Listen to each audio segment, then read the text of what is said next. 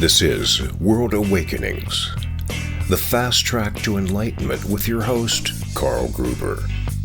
World Awakenings is a podcast dedicated to opening your mind, your heart, and your eyes to the fact that the world's population is now, more than ever, awakening to all things spiritual, metaphysical, and enlightening, and just how they play an all-important role in our daily life.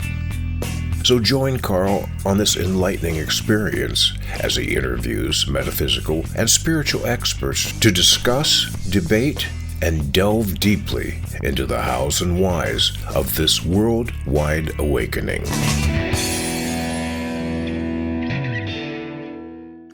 Hey, this is episode number 115 of the podcast World Awakenings, the fast track to enlightenment. Hi, I'm your host, Carl Gruber. So I'm so appreciative that you have chose to join us for an amazing chat with my guest, Dr. Maria Rothenburger. Now, before we say hi to her, please take a moment to grab your free copy of my ebook, The 3 Pillars, a simple 3-step process to manifest positive and permanent change in your life. And grab a copy of my follow-up full-length book, True Spirituality and the Law of Attraction, a beautiful symbiotic relationship. All you have to do is click the links below in the show notes so you can get your copy. Now, today we meet with Dr. Maria Rothenburger, known as the Reluctant Medium. As a matter of fact, she hosts a podcast called The Reluctant Medium. Not only is she a professional psychotherapist who offers clients hypnotherapy and past life regression sessions, but as a medium, she also helps people connect to their young ones who have left the earth far too soon, or those waiting and wanting to be born. And with that, she calls those spirit baby sessions. I'm interested in finding out about that. Plus, she's also author of the best-selling book, Transcending Infertility. So, wow, Maria, I think we have a lot to talk about here today. Welcome. Thanks so much for having me. I appreciate it, Carl.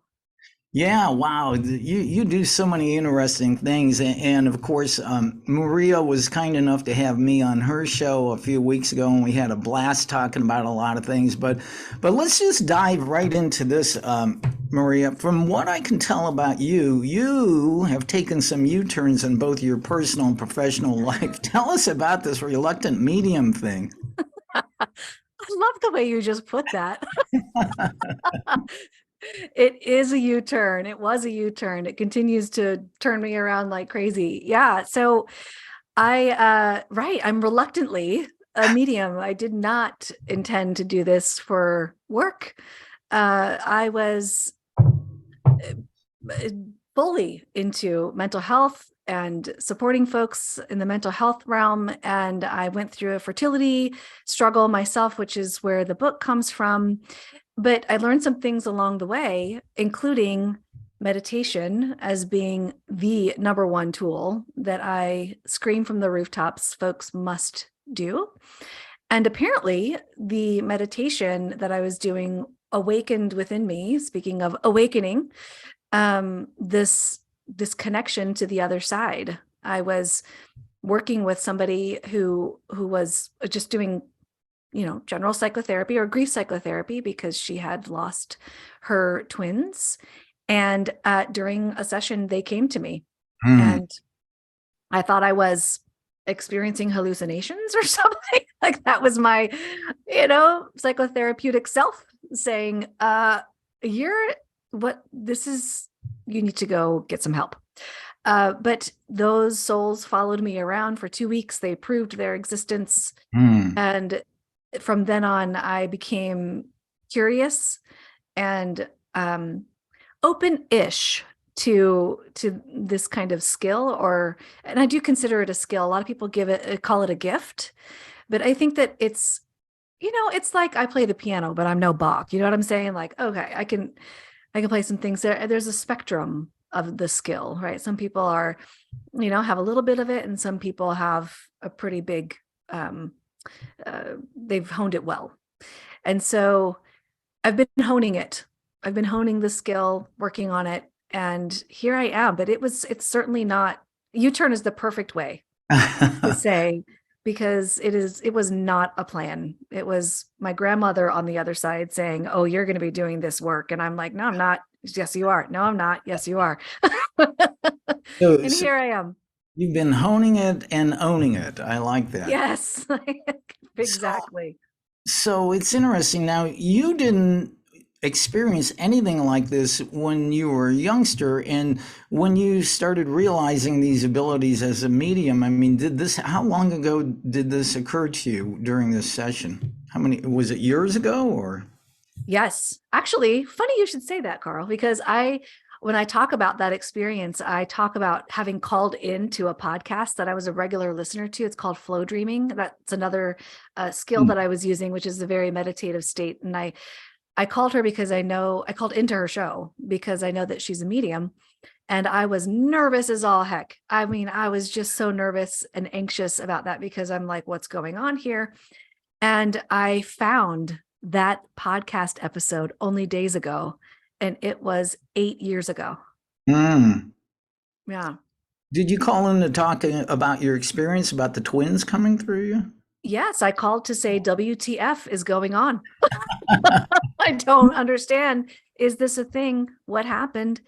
And so she attempted to explain to me what was potentially happening. And so I felt a little bit more settled, but I had a lot of research and learning to do about it. But yes, that was 8 years ago. I think that's a real classic case of, the right thing happening at the right time in the right place in your life, and of course you're reluctant, but it doesn't sound like you had the resistance there. If you have resistance, then it may not happen. Or if you want it too much, I want to be a medium, that's a form of resistance too. Oh, yes, true. True. I was actually quite freaked out. I don't know that I would say that I was maybe I was a little resistant at first because I kept trying to find.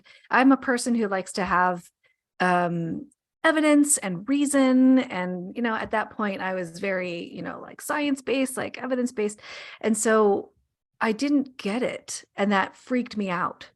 But I was just open enough to get curious about it. Like, what Mhm. is going on here? Is this a thing? Am I making it up? I, And I yeah. think we talked about that on your show. You were science based in one of the in the egoic belief on, I'll believe it when I see it, and now you'll see it when you believe it. That's absolutely 100% in that, yeah, in that way of thinking. Mhm. I will see it when I believe it. That's, to me, that's one of my favorite Wayne Dyer things. Yeah, it is mine See too. it when you believe it. Yeah. Well, you started your career off as a psychotherapist. You're still practicing at this. So I've always been curious about this. And I know sometimes I get confused, and I've had a number of psychotherapists on this program. What is the difference between psychotherapy and psychology? Well, the psychology is the subject. Hmm. It's the subject of the mind and its workings. The psychology is the practice of healing. Right. So I don't totally subscribe to some of the things that psychologists or folks say about psychology. Like it's we are diagnosing, first of all, we are diagnosing uh, troublesome things or things that are quote unquote wrong. I'm using air quotes with people. I like to think about psychology and in particular psychotherapy as helping folks see their inner wisdom, helping folks see that they are in effect blocking what is their beauty inside, that they know themselves better than anybody does. And sure, we can issue a label. Oh, you have bipolar disorder. Oh, you have major depression. Oh, you have anxiety. But that's only for insurance purposes. And that is why I don't like using insurance because I do not like to give people a label. I like to empower folks to find their true self outside of any kind of labels. And when folks start to find who they really are, when they start seeing their inner beauty and accepting it and knowing it and embracing it, miraculously, symptoms lift. Mm. Well, it's interesting too. we've talked about this before, and my viewers and listeners know that I'm a big student of A Course in Miracles, the modern spiritual guide. And I was just looking here on the website, ACIM, A Course in Miracles website. They actually have a supplement to A Course in Miracles on psychotherapy. And I don't know if you've ever read it, but No. it's just a little tiny, maybe 15, 20 page. I have it, but it's not within reach here. And very interesting. You may want to look into that. So psychotherapy is really tied into spirituality. And I know I want to talk to you about that side of you in a little bit. But one last thing about the reluctant medium thing. So you finally overcame your reluctance, but you started a podcast, and this replaced your infertility podcast. What was the name of that one? Yeah, I did for 6 years, I believe, the Miracles Happen Fertility podcast. So my podcast was both left brain, right brain, both science meets spirit. It was all of it. But toward the end, the last 2 years of it or so, I was really heavily focused on spirituality.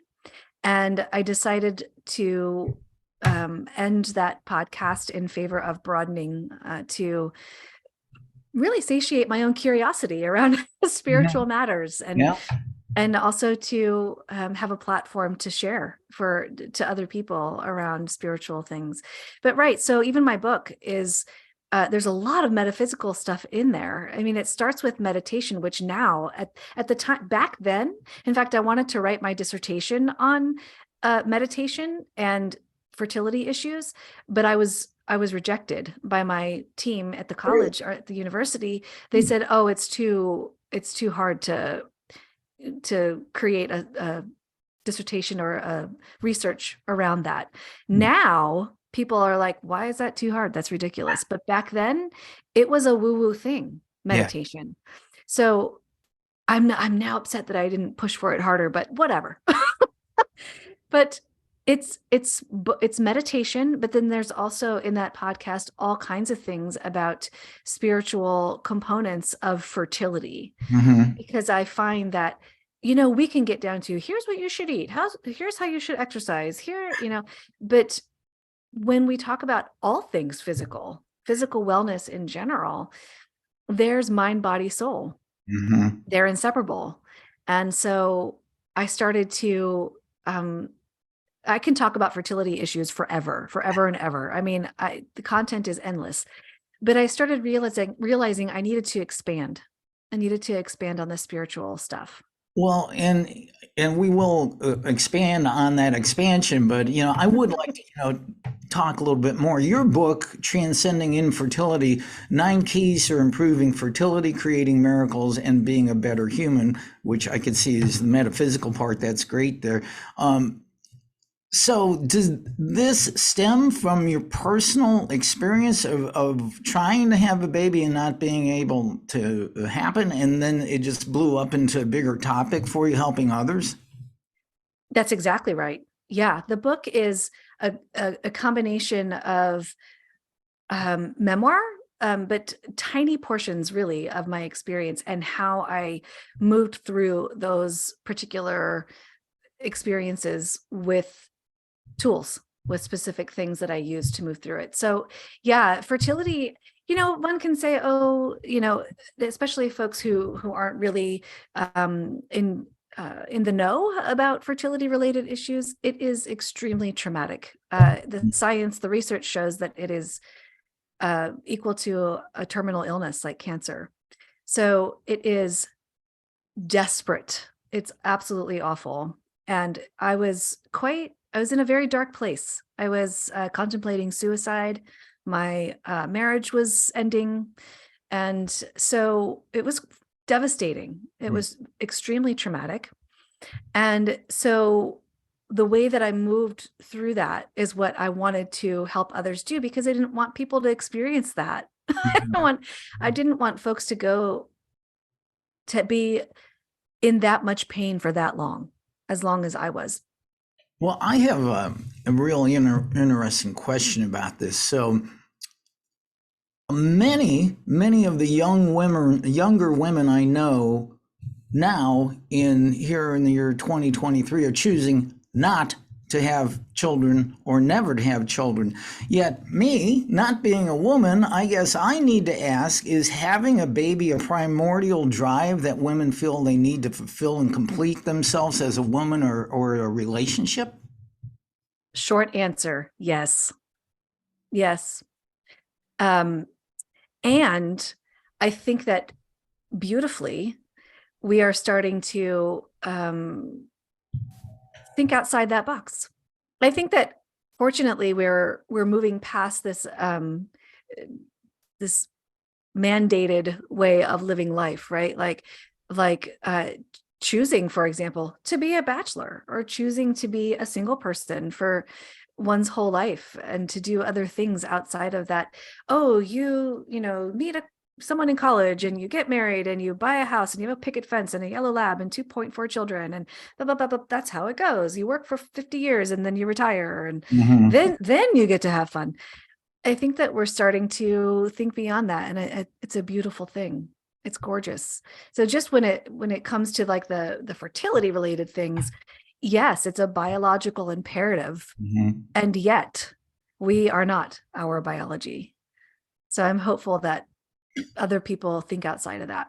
And it may seem like a dumb question that I asked that, does a woman need to have a baby? But, No. being a guy, honestly, I mean, it's an honest question, It's not that is not dumb at all. In fact, some men feel that drive as well. I don't think it's, sex-based or gender-based at all. There are plenty of people in general who feel a drive to procreate. Well, and it's interesting too. I'm sure a lot of women, actually, I know a young woman that she and her husband also tried for many years to have children and did all the in vitro stuff, and they finally had twins. And then later on, a few years later, naturally, just another baby popped up, and so evidently too, I think you probably have to move psychically and energetically into the place to be receptive to it actually, birth taking place. Yeah, I think there are a lot of factors going on there, and statistically that happening is pretty low, but I do think that you're hitting the nail on the head here, because when somebody has done fertility treatments and been successful, has a baby in their arms. Some folks have a successful pregnancy or they get pregnant, but it doesn't last, or there's no pregnancy at all. But when you are in that mindset, oh, I have to have IVF in order to have a baby, then that's what the body reads. I personally had a different experience. My experience was I didn't covet the idea of pregnancy. I did not want to be pregnant. I just didn't. I was never drawn to being pregnant. To me, it was a means to an end. Well, my body listened.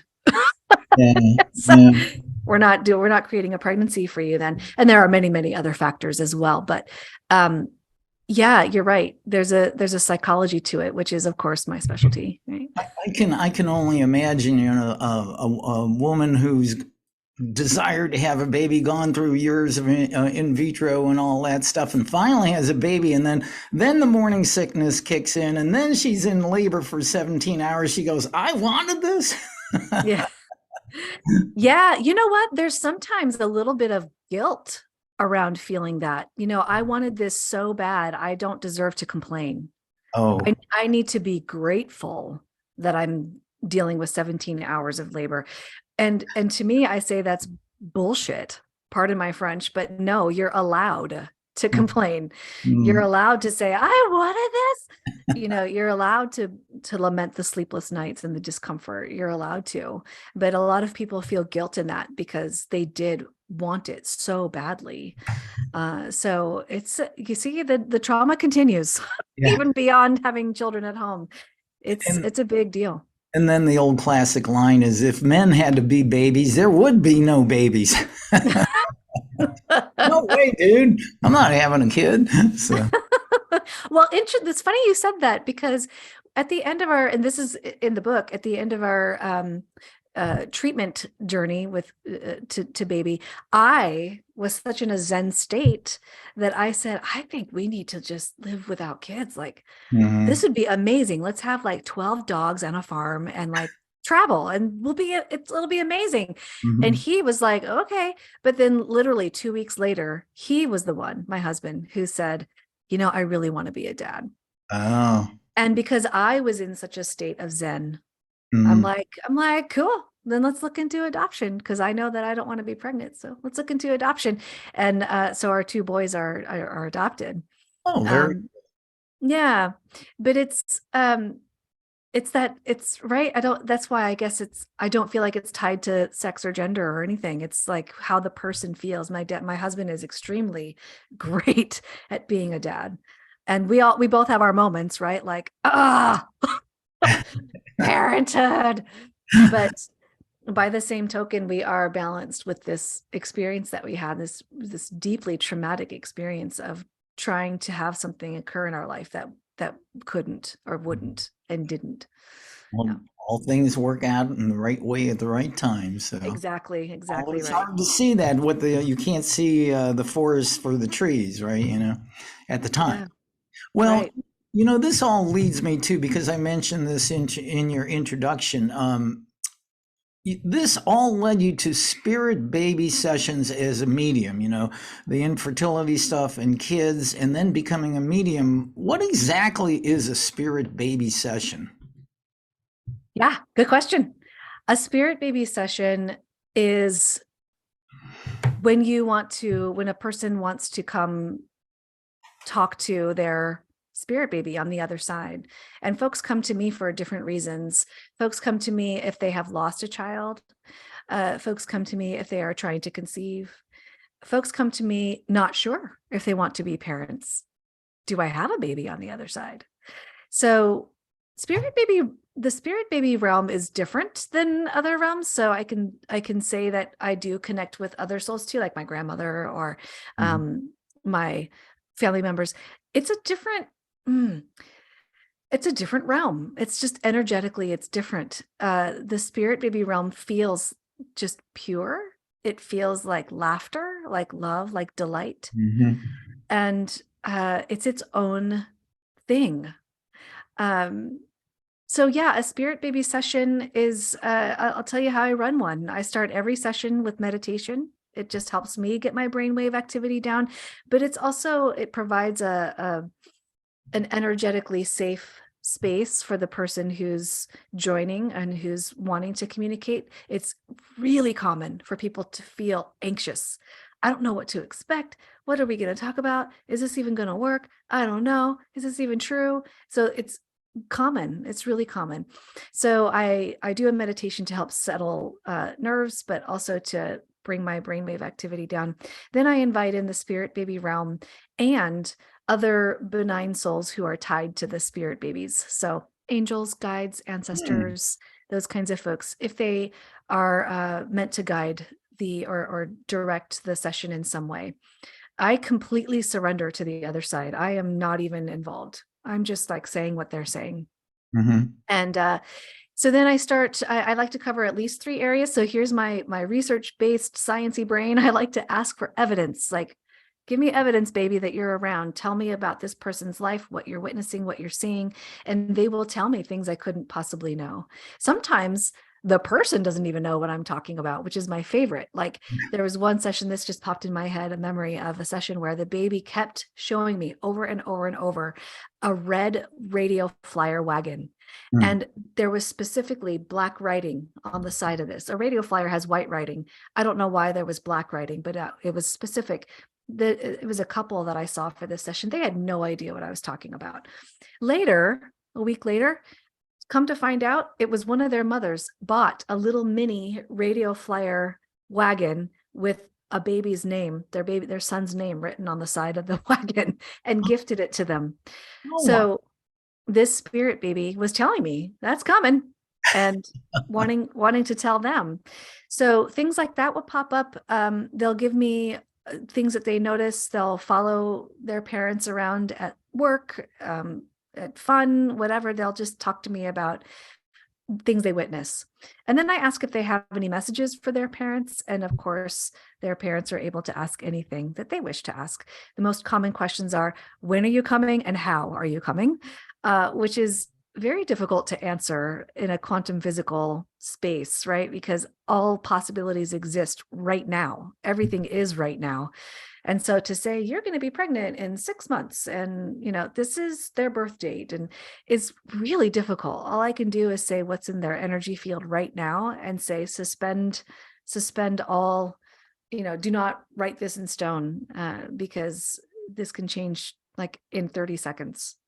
I don't think it surprises me when you mentioned a little while ago that the energy and the feel from spirit babies is more just about love and goodness, because as babies, as toddlers, they don't have the chance for the ego to take over and throw all that human crap in there, like judgment and hate and all that stuff. And so they still retain that even in their baby spirit state. They do. Actually, that leads me to another type of person that comes to see me if they've had abortions.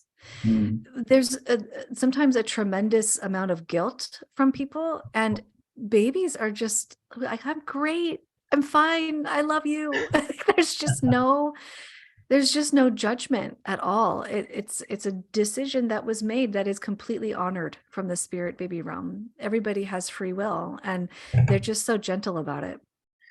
I do find it really interesting. I never considered, I always think baby spirit sessions is a young child that passed away too soon. But that, a spirit baby that hasn't been born yet can speak to you. And I would imagine you can verify this. I mean, it's been said, we've heard this, you and I both as spiritual and metaphysical students, that we choose our parents. Absolutely. 100%. I have no doubt. That souls choose. And I'm like, friggin' A, I chose my parents. Right. Exactly. And, I was going to say, I'm sure we both know people. So wait, no, I chose them. Are you kidding? I know my brother would say that about our parents. Yeah, no, I adore the life that I've had. So, so that's saying a lot, but yes, they absolutely choose their parents. And there are all kinds of scenarios here, right? So there are folks that come to me have had miscarriages, and the babies want to come back. They want to try to be born again. Sometimes miscarriages are for the evolution of the soul, of all souls, of the parent, of the baby themselves. In fact, that was the story from that very first time that those babies came to me. The one, his job was done. He was evolving, and the other one was like, I'm coming back. So it just varies. It varies. Well, you kind of just mentioned that story about the red radio flyer wagon. I was going to ask if there are one or two specific spirit baby sessions that kind of stand out in your mind that you might be able to talk about. Oh my goodness. Ooh, let me just draw from the load of beautiful spirit baby sessions. Oh gosh, there's tiny things. Like there was one time I had a spirit baby session, this was long ago, when the baby was talking about their dad who wasn't present at the session. I was talking to their mom, and the baby was talking about the dad. I was like, does your husband like beer? And she's like, yes. In fact, I told him he needs to stop drinking beer because we're going to be doing an IVF cycle. And I said that the baby was like, no, let him, have his beer. This is what the baby's saying, because it changes his energetic signature. He's in joy. He is completely in joy and settled in at peace when he enjoys this beer on the back deck or something. So in another part of that session, the baby was talking about showing his presence to her through the presence of caterpillars. And so randomly she was on the back deck or something, and there was a random caterpillar on their back deck. So she went and got her husband grabbed a beer and they toasted to the caterpillar, Interesting. Oh gosh, there are all kinds of scenarios like that. I'm trying to think of one off the top of my head. It's not coming to me right now, but that's one of them. Yeah, I'll well, probably have to, if it comes to me, I'll tell you. Yeah. you had a couple pretty cool stories there, just amazing. Now let's switch gears here a little bit. I also see that you do past life regressions and intuitive sessions. How can doing one or both of these help someone to live a happier or healthier life? And what's involved in those? Oh gosh. How much time do we have? No, just kidding. Okay, intuitive sessions are when I use various tools like tarot cards or oracle cards and just my clairvoyance, which is a clear seeing. That's I should probably say that I'm clairvoyant. So I see images, pictures, movies. Souls on the other side will show me things through visuals and symbols, things like that.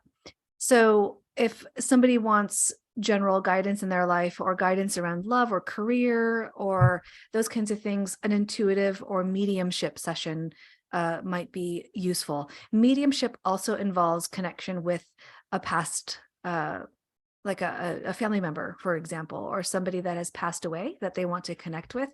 But it can also be connecting with someone's team on the other side. So spirit guides or Akashic record guides or angels. So if folks are wanting to connect with souls on the other side, that is a mediumship session. If folks are wanting to receive some guidance around their life moving forward, that is an intuitive session. Past life regression. Whew, this is amazing. I love past life regression.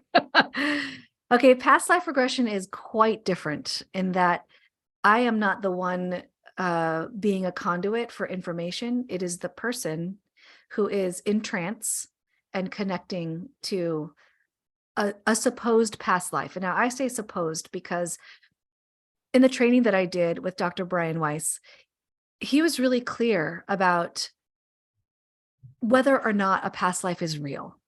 I happen to believe past lives are real, but it doesn't really matter because what matters most is how that memory or that experience while in trance affects one's present life.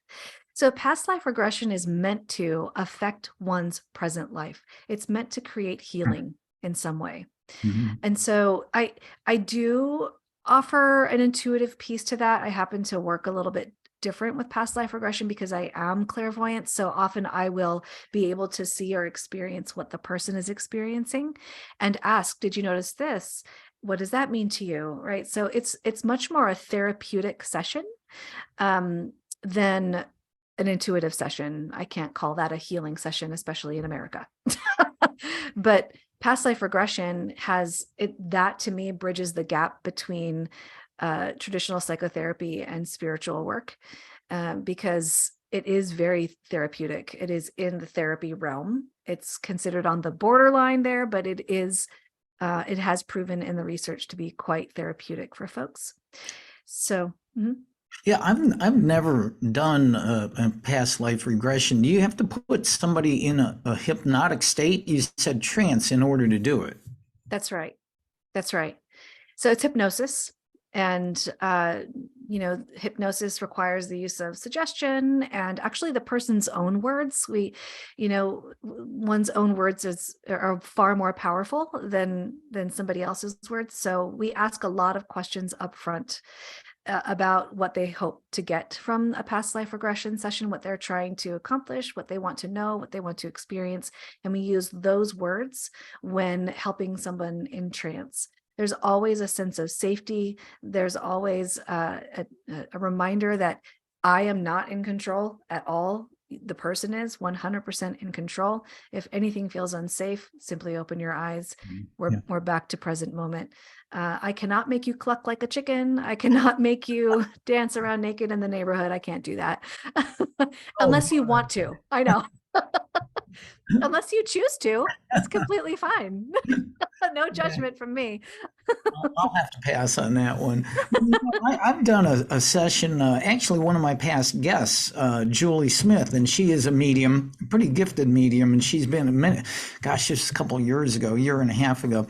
And she actually, I did a private session with her, and she introduced me to my spirit guides, to my angelic guide, my main angel guide, and it was pretty interesting. When you're sitting there and you're speaking to your angel guide directly through the voice, through another person. It was, boy, it really expanded not only my mind but my heart. It is absolutely mind and heart blowing. Yeah. You know what you just said too, that I think is really important when folks are doing any of this kind of work. My main objective, honestly, as a practitioner, is to empower the other person. So when you are working with Julie, right here, you are introduced to these guides. They are yours. You don't need a medium. You don't need an intuitive person. You can connect with them directly on your own. It's quite empowering. Folks can do past life regression sessions on their own. Folks can touch base with their own intuition. They can move into a trance state on their own. They can meditate on their own. I think that is I always say, I am working myself out of a job because I want to empower people to do this. You don't need me. You can do this. I could see you in the unemployment line. So what was the job you had? I used to be a medium, but I'm unemployed now because I cured it. I fixed everybody. Oh, that's the dream. Yeah. That is the dream. I would live in a tiny house, self-sustained somewhere if I could do that. Well, all these amazing abilities you have, I look at myself too, and honestly, I've been doing this for years. I don't have, at least nothing really pronounced abilities like that, except I have found the more I go on that my mission and purpose in life is as a facilitator. Yeah. Facilitator to bring people to this, to people like you, to these therapies and this type of thing. I think I told you I'm the administrator of a huge Power of 8 healing group on Facebook, and we have, almost 1,100 people from around the world, and we do actually, one of my healing sessions is going on right now with my co-administrator. They're doing it, and it's beautiful. And I've really grabbed onto this responsibility with joy of being a facilitator of spiritual and metaphysical growth. Yes. Well, that's your intuition. That's it right there. You knew when I interviewed you, you knew that you needed to run 52 marathons in a year. I did. You just knew it. It came to you. You were inspired to do it. That's what inspiration is, right? In spirit. That is intuition. That's connection to the other side. So you have the ability. Everybody does. And you're listening. Yeah, in their own way, shape, or form. Many people don't. They don't listen. They get to the end of their life, and then they have to come back as a spirit baby and figure it out and keep going through their own evolution. Yes. Well, you listen, I was one of them, man. I was very left-brained, like I need my evidence. And then trauma happened. And it was like, oh, okay, I guess I'm doing something different. So I had to hit rock bottom, that rock bottom that people talk about, in order to awaken to what I do now. And now I am much more open and flowy than I used to be, where before it used to be like, nope, I need more evidence, I need more research, I need to look more. Now I'm like, oh, this new interesting thing, okay, let me see where that goes. So it took a while. Well, I do have another question, and in many ways you've answered this already. I was curious about where you're at with your spiritual and metaphysical growth as the person you are right now. And it's interesting because you had that big change from mainly talking about infertility into where do you see yourself going with it? Is it just an ongoing evolution that you're not even sure what direction you're going in? Well, I can tell you where I am now, and then I can certainly guess where I'm headed. It's interesting. It's funny. Just before this, I did an interview with somebody else that is a world-renowned nutritionist. And here's what happened recently. So here I am, mental health therapist, right? I'm very much about mind. I had this huge trauma experience with fertility stuff. I became very spiritual, right? So mind, soul, spirit, all of that. But I very much ignored the physical because I think mind and spirit are everything. This physical is just an illusion. Mm-hmm. Well, the month of December 2022, I got COVID for the second time. Okay. COVID, right on the heels of COVID, I got the flu. Ooh. I was sick for the entire month of December. Now, it was horrible. It was just absolutely horrible, more devastation. But I started to think back over the last few years, shoot, my sons would come home with like the sniffles and I'd be in bed for 2 days or a day or something. This doesn't seem right. I don't understand. Something is wrong with my body. So then I looked back. Every year I do a tarot spread for myself for the year. And for the last 3 years, there has been a huge focus on physical wellness. I ignored it. No, I can affect my body with mind and soul. I can affect my body. And I probably have, but there was something going on with my physical body that was missing. And I got the intuitive hit and the intuitive knowing that in order to move forward spiritually, I have to come back to the level of the body. Mm-hmm. So that's where I am right now. I started in January. We're now in May of 2023. I began in January by hiring a nutritionist whom I know is spiritually minded. And we work together, and I am so much more myself. I haven't been sick in 5 months. That is completely insane for me. Yeah. Completely insane. I was sick at least every other month, if not more often. Now I haven't been sick in 5 months. I don't even know, like, seasonal allergies are supposed to be here. Nothing. No issues. So I feel like that is where I'm headed right now, is really combining body, mind, soul, spirit. That's where I am on my journey right now. You need to practice my mantra that I incorporated 26 years ago when I did my 52 marathons in 52 weeks. And I still say this, especially when I'm running, injury and illness are not an option. Injury and illness are not an option. And putting that energy, and you know this, the universe has to send more of that to you because, well, he's going to be perfectly healthy and fit because it's not an option with him. But it goes also what you said about taking care of the body. Now, this goes back to my book that I published last year, True Spirituality and the Law of Attraction, A Beautiful Symbiotic Relationship. And it really actually goes back to my ebook that I mentioned in the intro, the 3 pillars. The 3 pillars of our life are mental, physical, and spiritual.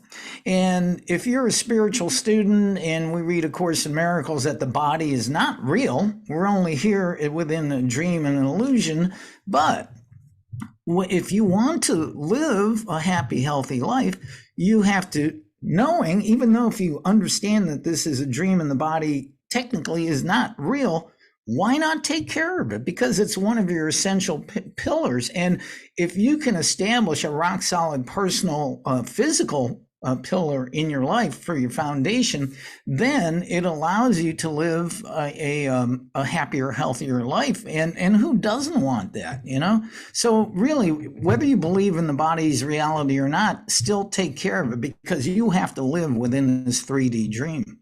So good for you. Yeah. Yeah, thank you. I was quite resistant to that because of the trauma of fertility. You know, in the fertility world, they tell you, you can't eat this, you must eat that. There was a lot of can'ts and musts. And I'm like, F you, I don't like to be told what to do. And so I'm ignoring that. No, thank you. But every time my spirit guides came back gently, lovingly, you must do this, Maria, you must do this, Maria, you must do this. So I'm 5 months in. We'll see where this goes. Well, I'll talk to you again in 5 years and see. You'll say, I've been sick in 5 years. That's great. So. Oh, yeah. Well, that's I'm going to put that out there right now. That's what I'm telling the universe. I haven't been sick in 5 years. Yeah, good. And you know, the other thing I found too is, you know, being a runner for only 43 years now, I ran 5.5 miles this morning. You gravitate as you take care of your body through exercise and fitness, you naturally gravitate to better nutrition. And it's not like I don't like a good craft beer or a big bowl of ice cream. I just don't do it every day. And also, 95% of the time I'm eating very healthy and I gravitate to it. I like it, and Yes. I'll eat some pepperoni pizza every once in a while. Well, maybe a lot. but It's true. It's funny you should say that. Somebody asked me about that. And they asked, oh, because I told them the same thing. I'm working with a nutritionist. And they specifically asked, oh, are you on the keto diet? And I don't like the word diet anyway, but I said, no, I do eat carbs, but the thing is I eat an overabundance, it seems, of vegetables and protein. I'm not hungry for carbs. I'm just not. Sometimes I'll have some rice or something, but so naturally I just don't eat those things as much. Pizza. I mean, I'm naturally drawn to not eating gluten, so I don't eat a lot of pizza, but it is one thing that I might splurge on when I go back to the East Coast, because bagels. Yeah. You're so funny.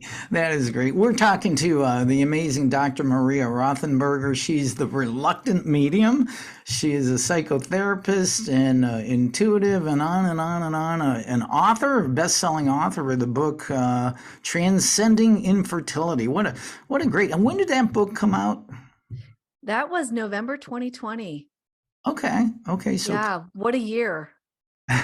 Yes, it was. So good year for your book. But what's the best way for people to connect with you if they want to work one-on-one with you? Oh, always the best place is my website, drmariarothenberger.com. But they can also listen to me at the Reluctant Medium podcast. And I do have a free community, the Miracles Happen community, that is on the Mighty Networks app. So folks can go to miracleshappencommunity.com, or they can go download the Mighty Networks app and search for Miracles Happen Community. And it's free. They can just chat with me and everybody there has their own wisdom. This is why I like the empowerment thing, because it's not just me talking at you. There are a lot of people with beautiful ideas, and we talk about spirituality, fertility, wellness, all kinds of fun things. And there's in fact, today at 1:00, the first Friday of every month, I have a free Zoom meeting with folks, and we have a Q&A session, and I do a little mini reading for folks who want a little mini reading, and it's free, more free. Wow, awesome. And that Miracle Network thing, that's pretty cool. That line 1 on page 1 of A Course in Miracles is, there's no order of difficulty in miracles. I didn't know that. Page 1, line 1. That's the first thing you read. And I literally, that just rotates in my head over and over and over throughout the day. And it's still my favorite line. I just love it. So one last thing, Maria, is your website is just simply drmariarothenberger.com, right? That's right. And that's burger, like hamburger, BUR. Okay. Well, that's an East Coast thing, right? Yeah. All right. Well, this is awesome. Thank you so much, Maria. I love chatting with you. You're so much fun, and you're doing so much good and bringing so much light into the world. Thank you. Likewise, Carl. I appreciate you. Thank you.